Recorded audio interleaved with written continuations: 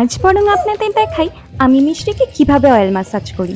মিষ্টি আমার মেয়ে, ওর বয়স এখন চলছে 8 মাস। এখন তো এই ম্যাসাজটা খুব এনজয় করে ঠিকই, কিন্তু মিষ্টি যখন অনেকটাই ছোট, মানে ওর 3 মাস বয়স পর্যন্ত, এই ম্যাসাজটাই যেন ওর কাছে ছিল একটা শাস্তির সম। কেন যে চিৎকার করে কাঁদতো সেটাও বড় হলে ওর কাছে নিশ্চয়ই জিজ্ঞেস করবো ভেবেছি। হসপিটাল থেকে ডিসচার্জের সময় আমাদের ইনস্ট্রাকশন দেওয়া হয়েছিল কোকোনাট অয়েল বা অলিভ অয়েল দিয়ে বেবিকে মালিশ করতে। আমরাও তেমনটাই ফলো করার চেষ্টা করেছি। আমি ফিগারো বেবি মাসাজ অয়েলটা দিয়েই মালিশ করি ওকে প্রথম থেকে। এটা একটা অলিভ অয়েল, তবে ওর মাথায় আমরা কখনোই তেল দিইনি, কারণ ডাক্তারবাবুরা আমাদের বারবার অনুরোধ করেছিলেন বেবির মাথায় যেন আমরা কোনোভাবেই তেল না দিই। এখানে যেভাবে দেখানো হচ্ছে, মিষ্টির 5 দিন বয়স থেকে ওকে এভাবেই মালিশ করা হয়। প্রথমে বুকে ও পেটে, এরপর একে একে 2 হাত ভালোভাবে মালিশ করা হয়।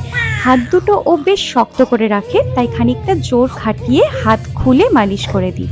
এরপর পায়ে বেশ শক্তি দিয়ে মালিশ করি, তাতে ও কিছুটা আরাম পায়। 2 পায়েই এভাবে মালিশ করে দিই।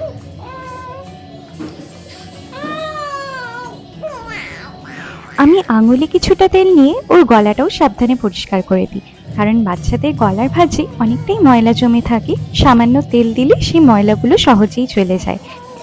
পা মালিশ করে দিলে বা পা টিপে দিলে মিষ্টি খুব আরাম পায়, সেটা ভালোই বুঝতে পারি।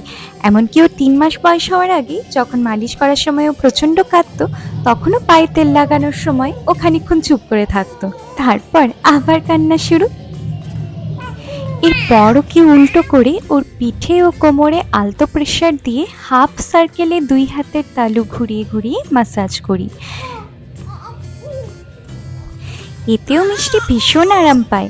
আগে তো ও কোনো অ্যাক্টিভিটি করতে পারতো না, তখন চুপ করে উল্টো হয়ে শুয়ে ঠিক আরাম নিত। এখন তো সে আবার অনেক ছটফট করতে শিখে গেছে, তাই আর চুপচাপ থাকে না। তো আপনারা দেখতেই পাচ্ছেন মিষ্টি পুরো ম্যাসাজ সেশনটা কতটা এনজয় করছে।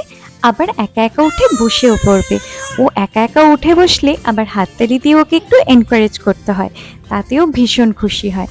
আচ্ছা, আমাদের ভিডিওগুলো দেখতে যদি আপনাদের ভালো লাগে, তাহলে চ্যানেলটাকে অবশ্যই সাবস্ক্রাইব করে দেবেন, আর ভিডিওটাতে একটা লাইক নিশ্চয়ই করবেন।